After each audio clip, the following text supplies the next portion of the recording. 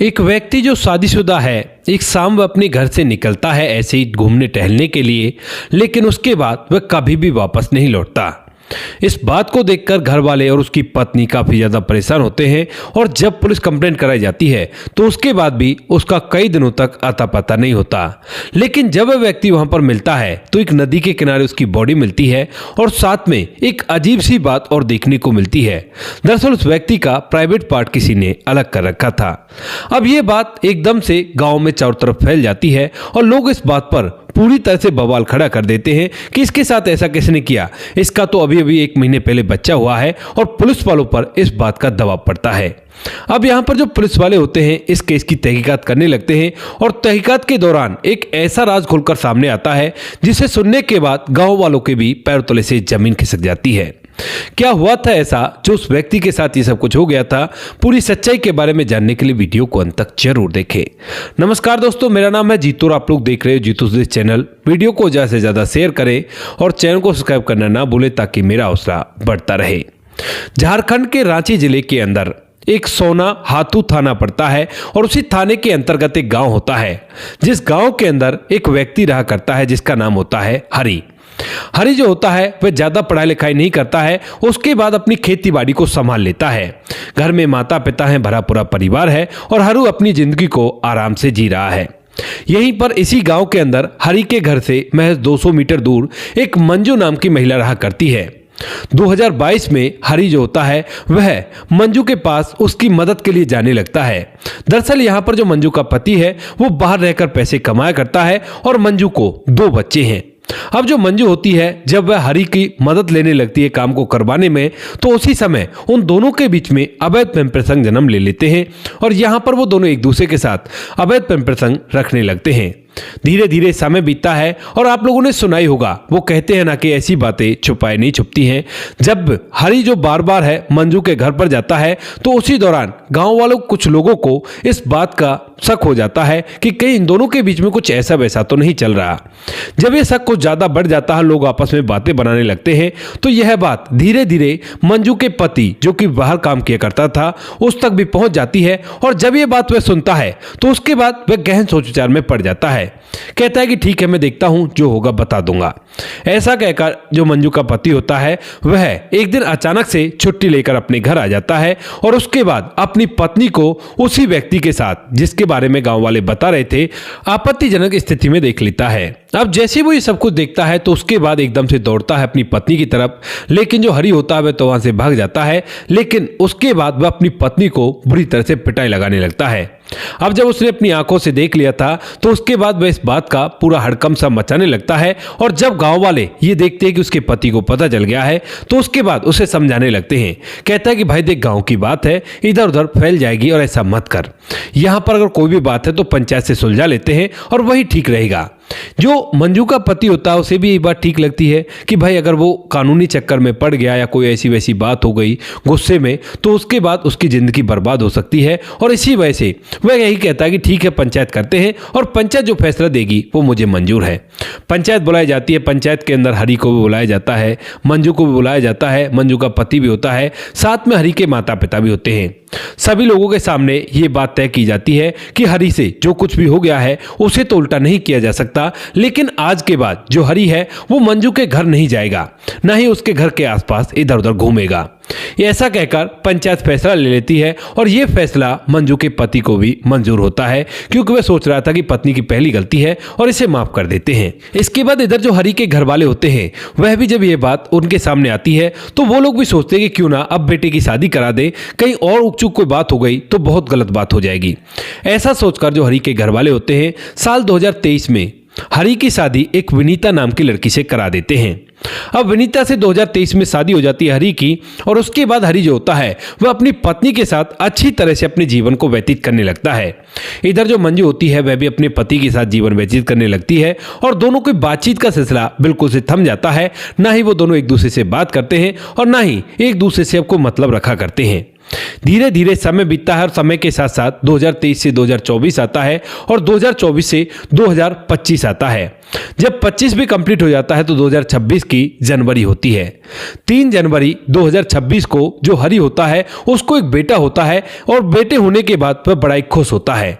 धीरे धीरे समय बीतता है और जैसे बेटा लगभग 1 महीने का होता है, यानी कि 31 जनवरी 2026 को 31 जनवरी 2026 को जो हरि होता है वो शाम के समय घर से निकलता है और निकलने के बाद वह वापस लौटता ही नहीं है। जब उसको ज्यादा देर हो जाती है, वह कहीं भी दिखाई नहीं देता है, तो उसकी पत्नी काफी ज्यादा चिंता करती है विनीता, और अपने घर वालों से कहती है कि वो कहीं चले गए हैं और अभी तक नहीं लौटे हैं, रात के देखो 8 बज गए हैं।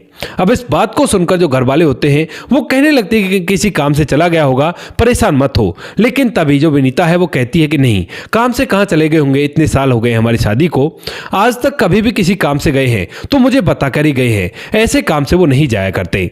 इस बात को सुनकर जो घर वाले होते हैं वो गांव में इधर उधर ढूंढने लगते हैं, उसको फोन वगैरह किया जाता है लेकिन उसको फोन नहीं मिलता है। तो घर वाले भी चिंता में आते हैं और गांव वालों को इस बारे में बताते हैं।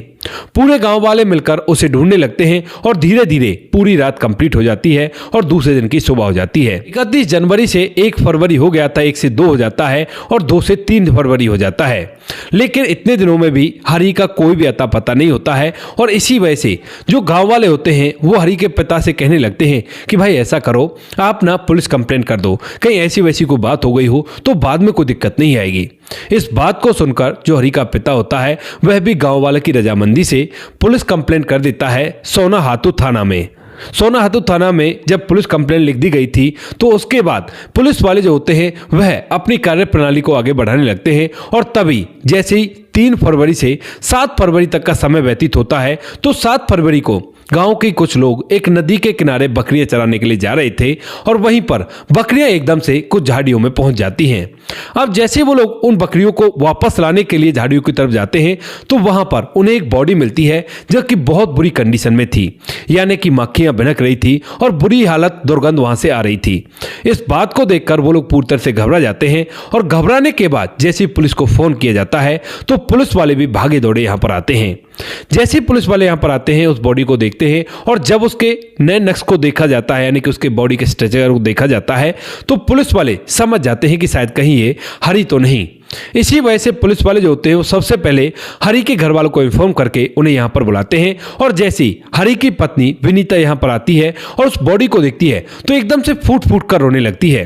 रोती हुई वो कहने लगती है कि साहब ये तो मेरा ही पति है। लेकिन तभी जो पुलिस वाले होते हैं जब उन्हें कंफर्म हो जाता है कि ये वही हरि है जिसकी शादी हो चुकी है और उसको एक बच्चा भी है, बच्चे की उम्र 1 महीने लगभग हो चुकी है, तो उसके बाद पुलिस वाले हैरान हो जाते हैं और सोचने लगते हैं कि वो तो ठीक है, इसे किसी ने इस दुनिया से विदा किया है, लेकिन साथ में इसके प्राइवेट पार्ट को अलग क्यों किया है।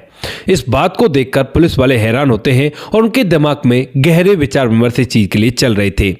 वो लोग उसकी पत्नी से पूछते हैं कि भाई ऐसा तो कोई नहीं, कोई अफेयर वगैरह का मामला हो। तो उसके बाद जो पत्नी होती है वो कहती है कि नहीं साहब, मेरा पति सीधा साधा था, केवल मुझसे मतलब रखा करता था और कोई ऐसी दिक्कत नहीं थी। लेकिन वहीं पर जब कुछ गांव वालों से पूछताछ की जाती है तो मंजू का नाम भी सामने आता है कि आज से 3 साल पहले मंजू के साथ इसका ऐसे अफेयर हो गया था, लेकिन उसके बाद जब इसकी शादी हो गई तो उसके बाद ऐसा कोई भी मामला नहीं था। पुलिस वाले इस बात को सुनकर कार्रवाई आगे बढ़ाते हैं, बॉडी को पोस्टमार्टम के लिए भेजा जाता है और अब एक केस पर काम करने लगते हैं। यहां पर हरि का नंबर पुलिस वालों के पास आ गया था और पुलिस वाले उस नंबर की कॉल डिटेल्स, लोकेशन वगैरह निकलवाते हैं। अब जैसे पुलिस वाले उस नंबर की लोकेशन वगैरह निकलवाते हैं तो यहां पर उन्हें एक लोकेशन इस नंबर के पास में दिखाई देती है और वह नंबर किसी और का नहीं, उसी मंजू का था जिसके बारे में गांव वाले बता रहे थे। लेकिन मंजू के साथ साथ में उसके पति का लोकेशन भी यहीं का दिखा रहा था और वो भी 31 जनवरी के शाम के लगभग 6:30 बजे का। अब ये सबको जब देख लिया जाता है तो पुलिस वाले कॉल रिकॉर्ड में भी देखते हैं तो यहां पर हरि ने लास्ट कॉल उसी को किया था और उसके बाद उसका फोन स्विच ऑफ हो गया था। तो पुलिस वालों को अब पूरा शक क्या, पूरा यकीन हो जाता है कि हो ना हो इसके पीछे यही लोग हैं और उसी वजह से जो पुलिस वाले होते हैं मंजू और साथ में उसके पति दोनों को उठा लेते हैं। अब जैसे मंजू और उसके पति को उठाकर थाने ले जाया जाता है तो वहां से उनसे पूछताछ की जाती है। कहा जाता है कि भाई बता दो आखिर तुमने ये सब कुछ क्यों किया है। लेकिन वो लोग बात को इधर उधर करने की कोशिश करते हैं, कहते कहते कि साहब हमने कुछ नहीं किया। जब पुलिस वाले लोकेशन वगैरह का रिकॉर्ड उनके सामने रखते हैं और कहते हैं कि देखो लोकेशन वगैरह तो तुम्हारी मैच हो गई है और अब तुम्हें कोई भी नहीं बचा सकता। हाँ, अगर तुम हमारे साथ कोऑपरेट करते हो तो हम कोशिश करेंगे कि तुम्हें कम से कम सजा मिले। इस बात को सुनकर जो मंजू होती है वह टूटती है और पूरी कहानी पुलिस वालों को सुनाने लगती है। कहती है कि साहब इस तरह से आज से 3 साल पहले जब मेरे पति बाहर कमाया करते थे तो वो मेरी मदद के लिए आया करता था, लेकिन धीरे धीरे हम दोनों में प्यार बनने लगता है। अब जैसे हम दोनों में प्यार बढ़ता है तो हम दोनों के बीच में अवध प्रेम संग भी जन्म लेते हैं और धीरे धीरे ये बातें छुपाई नहीं छुपती हैं और गांव वाले मेरे पति को बता देते हैं। अब जैसे मेरे पति को ये बात पता चलती है तो एक दिन वो आकर रंगे हाथों हमें पकड़ लेते हैं और पंचायत के बाद हम दोनों एक दूसरे से अलग भी हो जाते हैं। धीरे धीरे समय बीतता है और समय के साथ साथ 2 से 3 साल इन बातों को बीत जाते हैं, लेकिन उसके बाद से ना तो मैंने ही कभी हरी से कांटेक्ट किया था और ना ही हरी ने मुझसे कांटेक्ट किया था। लेकिन जैसे ही उसको पत्नी को बच्चा होता है तो उसके बाद शायद उसे लगने लगता है कि अब पत्नी तो बीमार रहेगी, क्योंकि डॉक्टर ने बोल दिया होगा कि पत्नी से दूर रहना है तब तक ये बच्चा थोड़ा सा बड़ा ना हो जाए और कुछ दिन ना हो जाए। तो इसी वजह से वो मुझसे बार बार फोन करने लगता है और मैं बार बार उसका फोन काटती रहती हूँ। लेकिन एक दिन ये फोन मेरे पति के सामने बज जाता है और जैसे पति नंबर को देखता है तो उसके बाद मुझे धमकाने लगता है। मैं पति को बताती हूँ कि ऐसा कुछ भी नहीं है, मैं इससे बात नहीं करना चाहती, है बार बार फोन कर रहा है। तो उसके बाद वह कहता है कि ठीक है फोन उठाओ और इससे बात करो। यहां पर मैं अपने पति के कहने अनुसार फोन उठाती हूं, बात करती हूं और बातों के दौरान यह मुझसे मिलने के लिए कहने लगता है। तो यहां पर जो कि मेरा पति साइड में बैठा हुआ था तो वो कहता है कि ठीक है बोल दो मिलने के लिए। तो वो कहती है कि ठीक है मिल लेंगे, कोई भी दिक्कत नहीं है, और हरी इस बात को सुनकर खुश हो जाता है। उसके बाद मैं 31 जनवरी को शाम को 6 बजे उसे उसी सुनसान जगह पर बुला लेती हूं जहां पर उसकी बॉडी मिली थी, कांची नदी के किनारे। और वहां पर आने के बाद जैसे वो आता है तो हम लोग घात लगाकर बैठे हुए थे और आते ही एकदम से उसको इस दुनिया से विदा कर देते हैं। उसको इस दुनिया से विदा करने के बाद जो मेरा पति होता है वह उसके प्राइवेट पार्ट को भी अलग कर देता है। कहता है कि घना वो बन रहा था, तुझ पर टिका नहीं जा रहा। ऐसा कहकर वो उसके प्राइवेट पार्ट को अलग कर देता है और उसके बाद हम लोग वहां से वापस आ जाते हैं। सोचते हैं कि किसी को कुछ भी पता नहीं चलेगा। इस बात को सुनकर पुलिस वाले हैरान हो जाते हैं और जब ये बात गांव में पता चलती है तो गांव वाले भी इस बात को सुनकर अलग अलग तरह के बात बनाने लगते हैं। कोई तो कुछ कहता है, कोई कुछ कहता है, कोई तो हरी को गलत बताता है कि उसने गलत किया, कोई उन लोगों को सही बताता है कि उन लोगों ने सही किया। बाकी सही तो किसी भी तरफ से नहीं था। दोस्तों, किसी व्यक्ति को इस दुनिया से विदा करने का किसी को भी हक नहीं होता और इसी तरह से अपनी पत्नी होने के बावजूद भी किसी दूसरे की पत्नी पर नजर रखना भी बिल्कुल भी सही नहीं होता। दोनों ही गलत थे और दोनों को ही शायद अपने किए की सजा मिल गई, क्योंकि दोनों पति पत्नी मंजू और उसका पति सलाखों के पीछे चले गए। लेकिन कुछ लोगों को यहां पर बेकसूरों को भी सजा मिली है। बेकसूर कौन? साथ में जो मंजू के बेटे हैं दोनों, उनको, और साथ में यहां पर जो हरी का बेटा है उनको। अब वो लोग तो जेल में चले गए, उनके बेटों का क्या होगा? इधर हरी का जो बेटा है वो बिना पिता के ही अब अपनी जिंदगी को व्यतीत करेगा। उसकी पत्नी विनीता, जिसकी शादी को अभी 2023 में शादी हुई थी, अभी 26 ही लगा है, तो उसकी शादी को कुछ दिन ही बीते हैं, उससे पहले ही उसके साथ ही सब कुछ हो गया। बाकी आप लोग जो कुछ भी कहना चाहते हो अपनी राय कमेंट सेक्शन में लिख सकते हो, लोगों के साथ शेयर कर सकते हो। वीडियो अगर अच्छी लगी हो तो वीडियो को लाइक और चैनल को सब्सक्राइब जरूर करें, ताकि हमें थोड़ा सा हौसला मिल सके आप लोगों के लिए ऐसी अच्छे वीडियो बनाने के लिए। इन कहानियों को सुनाने का उद्देश्य किसी को परेशान करना बिल्कुल भी नहीं है। ये कहानी आपको इसलिए सुनाई जाती है ताकि आप लोग इन कहानियों में से कुछ ना कुछ सीख सको और अपने जीवन में उस चीज को अप्लाई कर सको। अब बारी आती है हमारे कुछ प्यारे सब्सक्राइबर की, जो हमारी वीडियोज पर बहुत अच्छे कमेंट भेजा करते हैं, जिनके कमेंट देखने के बाद हमें बहुत कुछ सीखने को मिला करता है। सबसे पहला नाम आता है समाधान पाटिल जी का। लिखते हैं कि भाई साहब तुम्हारी कहानी से बहुत कुछ सीखने को मिलता है। समाधान पाटिल जलगांव महाराज से। तो समाधान पाटिल जी आपका तहे दिल से धन्यवाद। सुजीत कुमार जी हैं जो लिखते हैं कि नमस्कार भाई साहब, राधे राधे, कैसे हो? बहुत ही खूबसूरत कहानी, सुनने में बहुत अच्छी लगी, सीख मिलती है। तो सुजीत कुमार जी आपका तहे दिल से धन्यवाद। जितेंद्र राम जी हैं जो लिखते हैं कि आपकी कहानी सुनकर अच्छा लगता है, आजकल ऐसे इंसान भी ऐसा लिखने की कोशिश कर रहे हैं।